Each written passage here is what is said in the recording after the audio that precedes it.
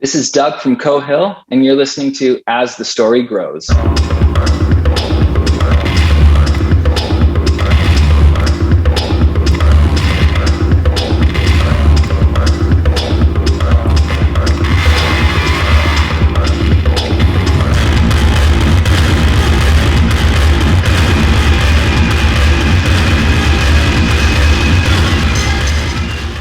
Welcome to the next chapter of As the Story Grows. I'm Brian Patton.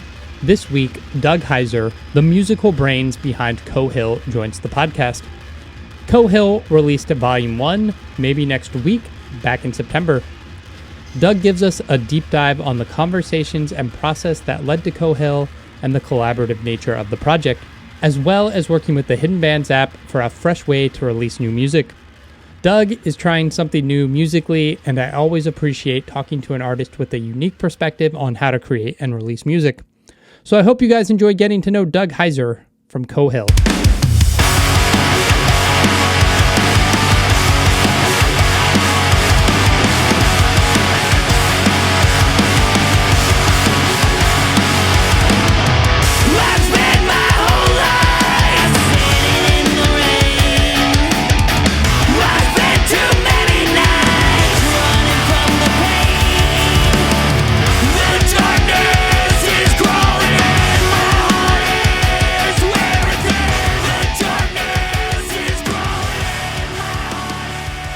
Yeah, I was born and raised in Canada.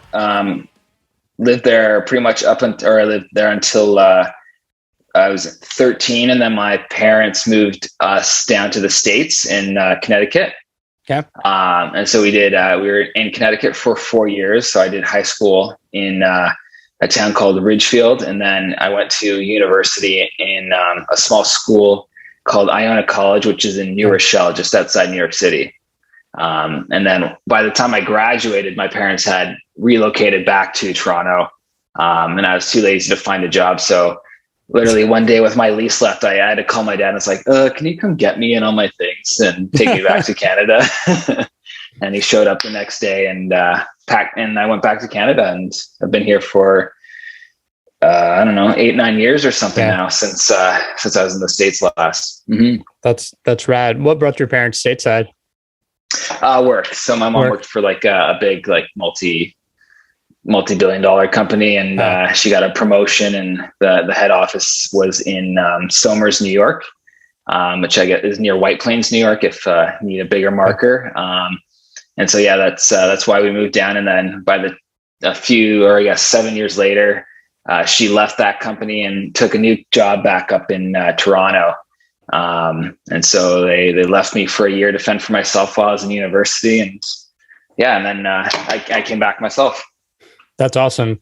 Were there like markedly differences that you noticed between at that point, like from Canada to the States, outside the currency and not using the metric system and shit like that? Yeah, so there was pretty big differences in the sense that I came from Toronto, so like a bit like, which is basically the same size as like a city like Chicago for you guys. So big, diverse, multicultural city.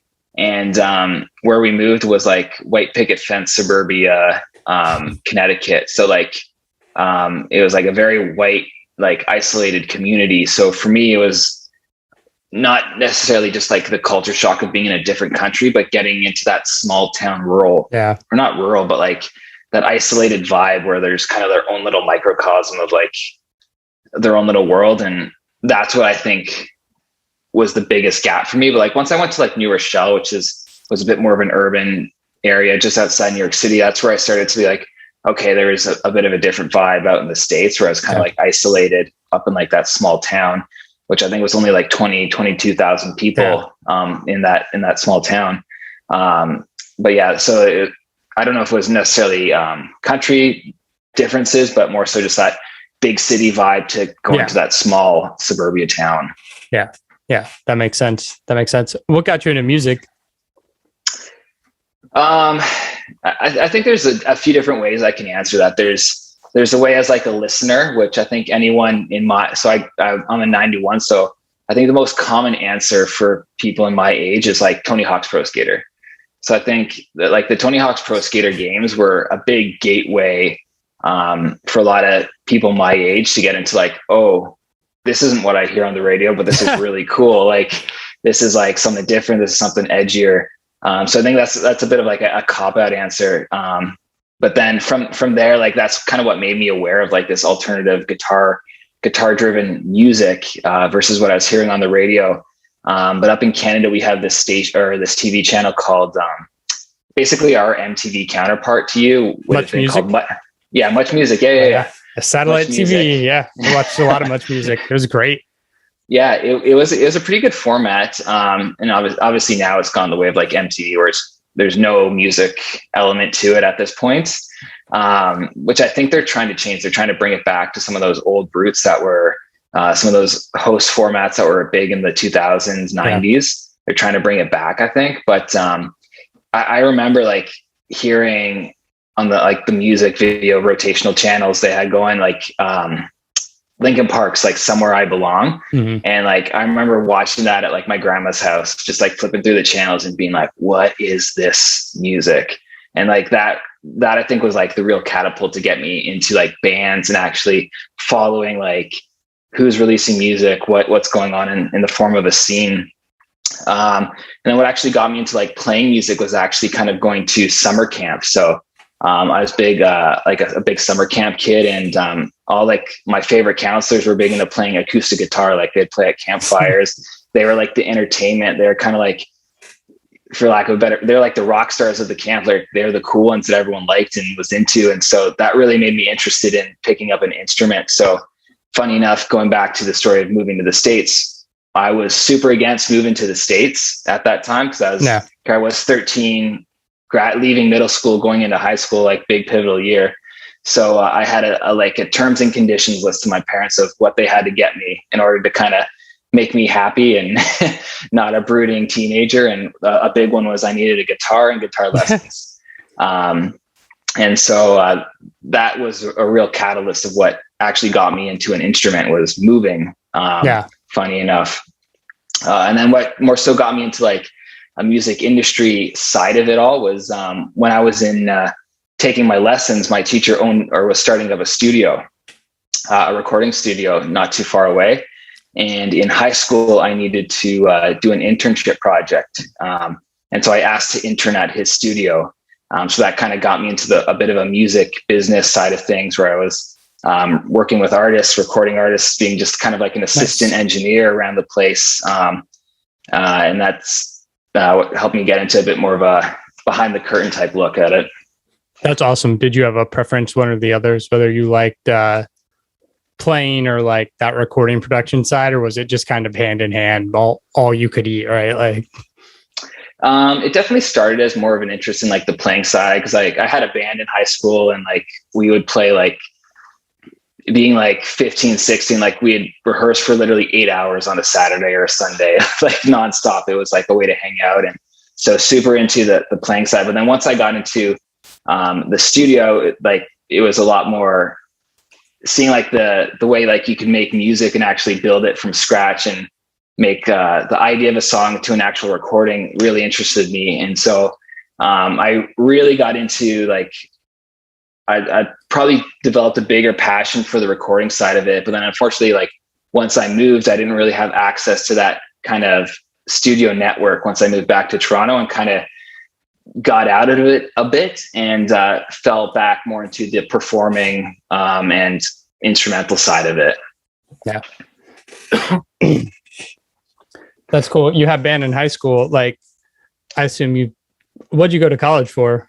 Was it music production stuff or something completely unrelated? No, it wasn't. So coming from a parent that was like into like a big like company, I kind of followed the footsteps and went into finance. So I went to a business degree, got my bachelor's in finance, and never really followed the footsteps of going into like a financial company or anything. And now my day job is like corporate sales. So selling to people.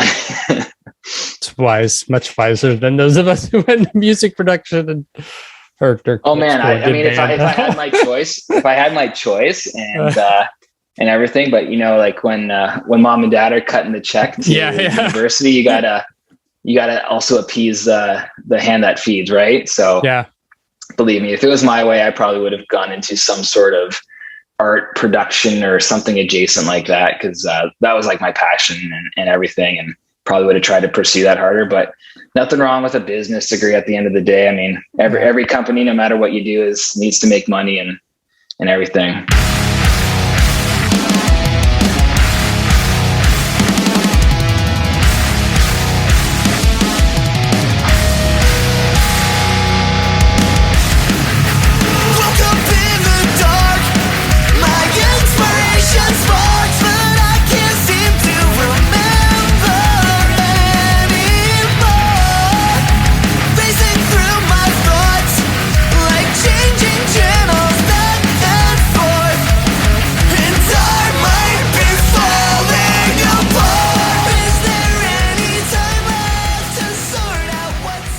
What led to this project, Coe Hill, and kind of a more collaborative solo music produced effort as opposed to a traditional band setting? What led to that?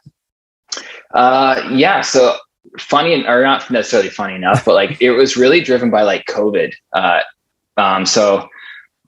Before COVID, I was kind of playing in what I would describe as like a bar band. Like we were kind of like a cover original band, so we'd kind of mix up our sets. And once COVID hit, I really kind of lost that musical outlet that I had with like my bar band that I was playing in.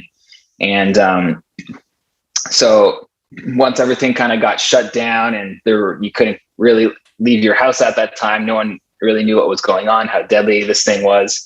I kind of just threw myself into songwriting. I just grabbed my guitar, post up at my desk for hours and just kind of write. And I downloaded Logic and some other like recording interface, like plugin type things to kind of piece together some song ideas and demos. And as the writing progressed, I really got interested in and passionate about the stuff I was writing. And I had a friend who's a producer, and as the restrictions started lifting, I reached out to him and said, hey, like past few months, I kind of wrote a bunch of songs and am really into what I've done. I'd like to start just kind of by recording the instrumentals and getting those ideas solidified. And once we started demoing everything out, he kind of posed the question. He's like, so what do you want to do with this? Like these songs are cool and all, but obviously you don't just want them to sit on a hard drive for years and years and years and do nothing with them. And it was kind of once he posed that question, I was really like, okay, what do I do? Do I go the route of like finding other band members to record, and do we perform? And I really had the idea, just kind of given where I am in life, like I'm 30, like I've got a stable job. I don't want to be the guy that's like holding others back. Like if I started a project, like if I started people that are like wanting to tour the world and grind, I don't want to be the guy that's like, well, sorry guys, we can't do that because I've got a big job, I've got a family, I've got everything to come home to, so we can't do that. So I was like, I'm totally cool if this exists online just as a listening experience for people. And you know what might make it really cool and add another layer of interest is if I got a different singer to perform on each track. And the way I kind of described it to people is like, what if there was like an alt scene version of like a DJ Khaled type project? And that's kind of like how I like teed it up to the vocalist that I reached out to. And yeah, that's really how it started. It was just like, and I called it my COVID project.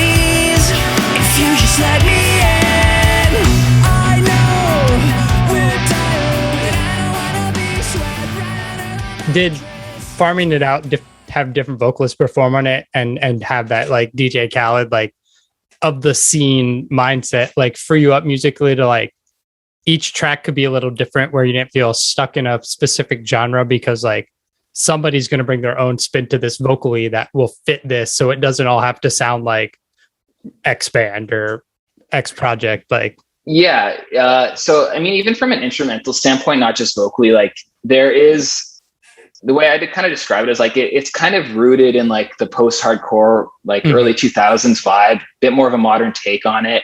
But some of it does have a bit more of like a metalcore influence on it. Like one of the tracks out with like the vocalist from Saving Vice, Tyler, like that's a very like metalcore, Silversteiny, Beartoothy type song.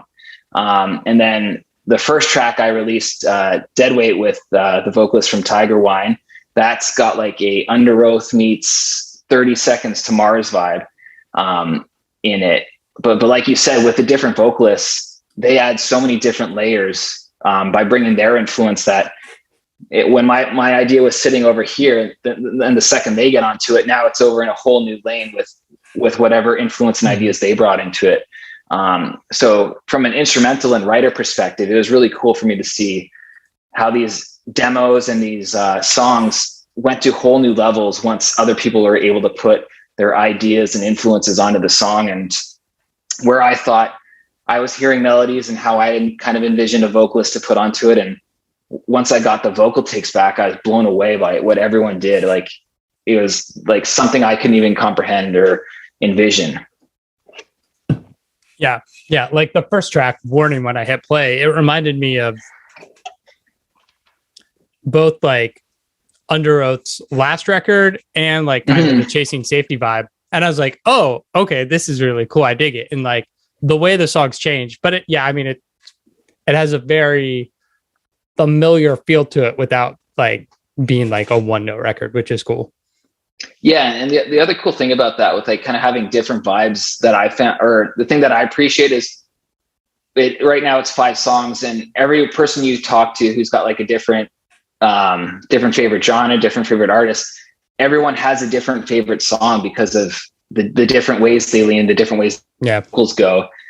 So that's kind of nice as like, from a musician aspect. It's not like I'm putting out 5 tracks and there's just one song that stands out. It's everyone I talk to has got a different track that they're vibing with. And, which is really cool that everyone's appreciating the whole, aspect of it.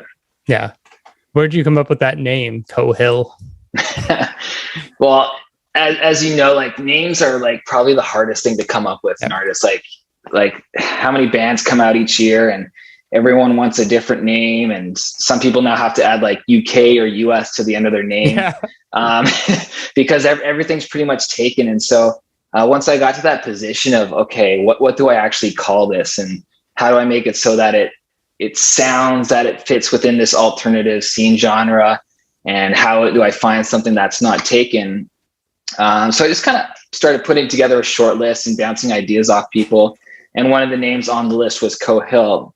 And where that actually comes from is that's the street I live on. So I live on a street called Coe Hill Drive. Nice. And so, so it's kind of cool from a few aspects, right? It's super, it actually means something because that's where I live.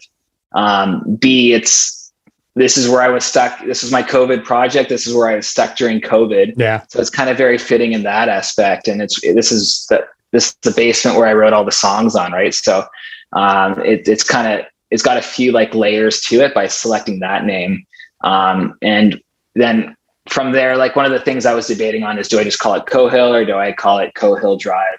And the producer I was working with, he's like, that's just super pop punk if you do that, and kind of doesn't communicate the right sound, even though you're kind of in that space. It's that just sounds like you're about to play like power chords and kind of bouncy chord riffs type thing. Yeah. So I just I dropped the drive and kept it as Coe Hill.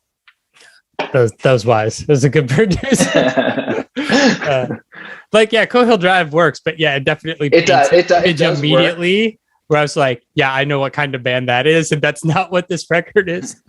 Yeah, I mean, there's a lot of bands in that, especially that pop, like super pop punk space, that they are like road names and stuff. They've got either like Avenue or Drive or like Road and everything. So I was like, I'll just drop the road prefix and keep it on just the title.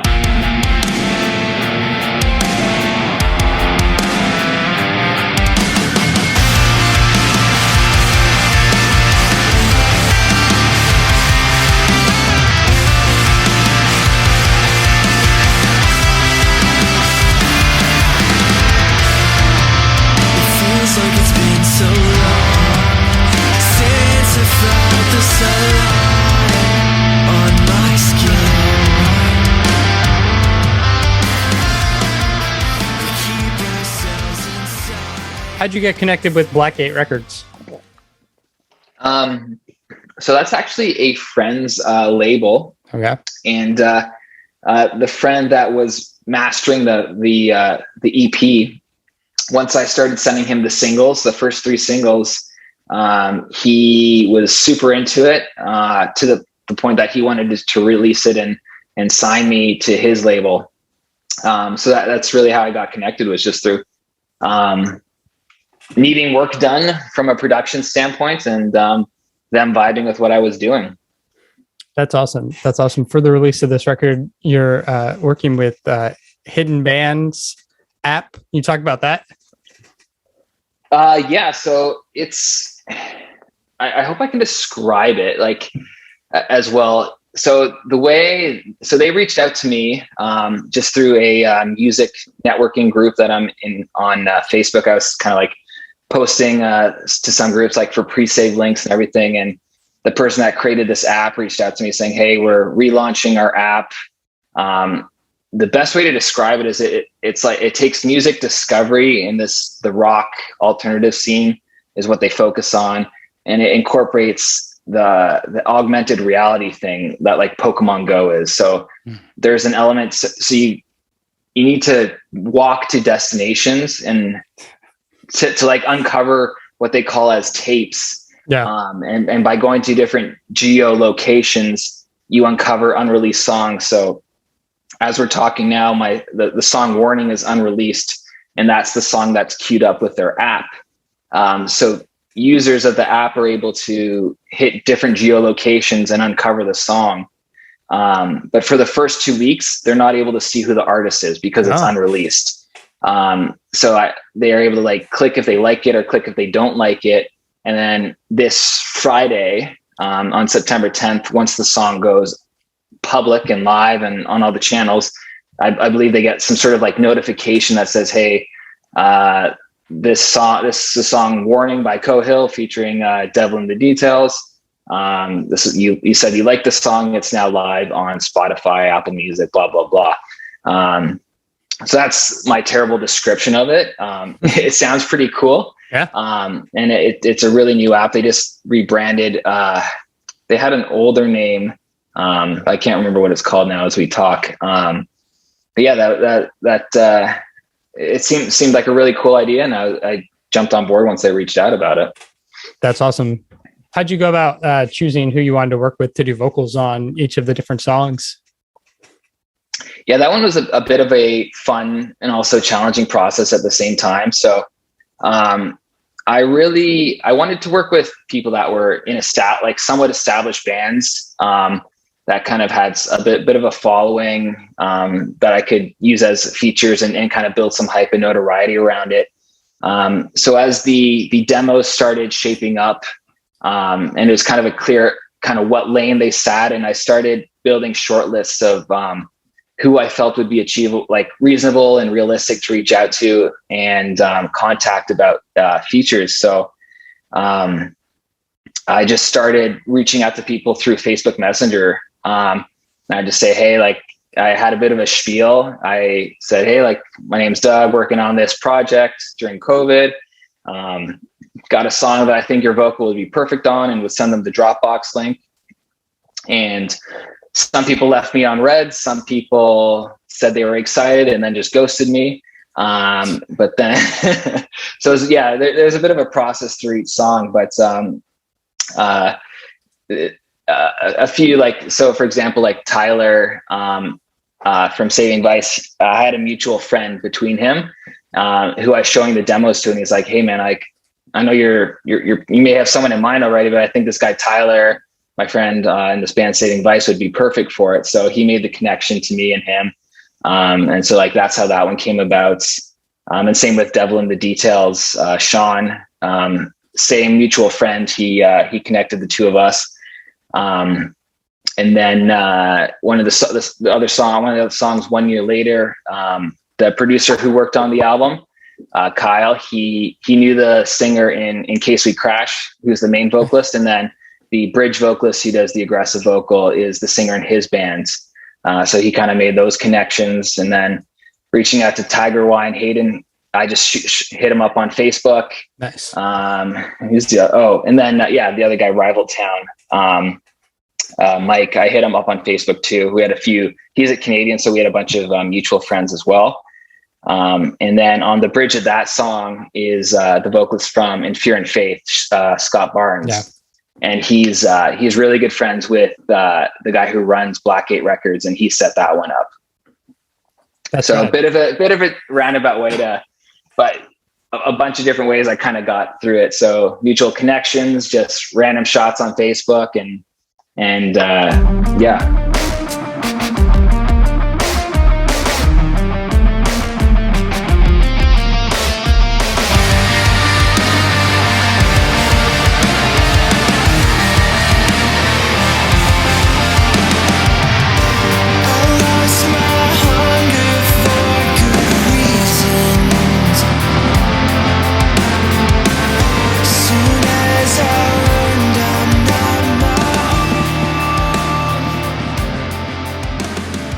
That's awesome. Well, the record's out this Friday, volume 1, maybe next year.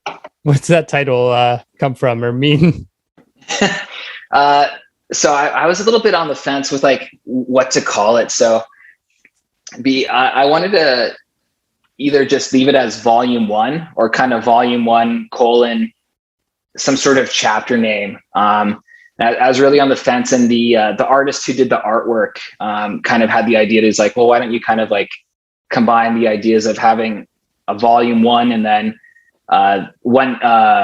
maybe next year is the main hook line in the song 1 year later, which again was using the theme of COVID project. Yeah, was about this idea of being trapped, and essentially we're now one year later, or maybe next year is kind of like the theme from when I started recording to when it's actually being released. So just kind of the concept of like time and being like the chapter name to the volume 1. And then obviously the next EP will be volume 2, probably some other title. And I'll just keep doing these different installments, getting different feature artists involved, and continuing to do this and down the road as well. That's cool. Yeah. You have more in the works. Have you started writing already, or is it just like focus on getting this done and seeing how people respond before going forward? Yeah. So I'm always writing songs. I've been in like a creative drought the past few weeks or past few months, I should say. Just once I started releasing the music, I was so focused on promoting, doing things on social media. How do I get it promoted, that like I really struggled to like write songs. Like I basically have a riff library that I'm trying to like blend together right now, find things that feed into each other. Going forward, like I've started to like get more song ideas and be a bit more creative recently, demoing more things out. So once this is released and I've promoted it and given it the legs it needs, I'll start demoing things out again, reaching out to people. The cool thing with the process now is, now that it's a bit more established, it's got a decent listener base and a bit of a following behind it too. I now have artists that are actually reaching out to me saying, hey, I'd love to get on a track. Like, nice. Hey, hope you think about like me, like if you want to do more stuff in the future. So it's cool that it's starting to like reach a point where it's not just me like reaching out to people. It's I'm getting like other artists, other vocalists saying like, hey, I'd love to like do that track with you. Or like, I love what you've done so far. So it's cool that it's kind of reaching a point of that. That's cool. Do you have like a wish list or a like holy grail like list of artists who are like, if I could work with them, that would be like the best? Yeah, I think like the number one artist that like has been a huge influence like on my writing and kind of like like super inspiring for me from like alternative scene standpoint has always been Silverstein. Like, so like if I could get like Shane to do a track like that would obviously be peak, but obviously that's a super big stretch. But like, yeah, this is obviously super heavily influenced from that like 2000s Warped Tour scene. So anyone that can capture that vibe and capture that feel and that sort of lyrical tone, like anyone that can recapture that is who I'm interested in working with. So I got a short list on my phone of people, again, who I think are achievable. So a combination of people who've already reached out to me and other people who may not know who I am, but hopefully now with the bit of success it's gotten and notoriety, that like it'll be easier to get people on board and not be as much of a sales pitch as it was the first time. Like there's ways for music and different projects to exist with the way the internet now is. Like a big thing for me as a musician growing up, it really seemed like the only way to be a band was to tour, to perform, do music videos. Whereas now with the power of the internet, hey, if you got a day job and you want to find a way to release music, you've got the power, the tools to do it. It's people are just happy to listen to your music these days. And I think there's a lot of people out there that may feel like they've given up on their music endeavors and music journeys and aspirations, but hey, like you can still work your 9 to 5 and put out music that gains a following, gains a fan base. And like, to me, that's been super rewarding. And I hope that there's other people out there that can follow that same sort of model and get satisfaction from it.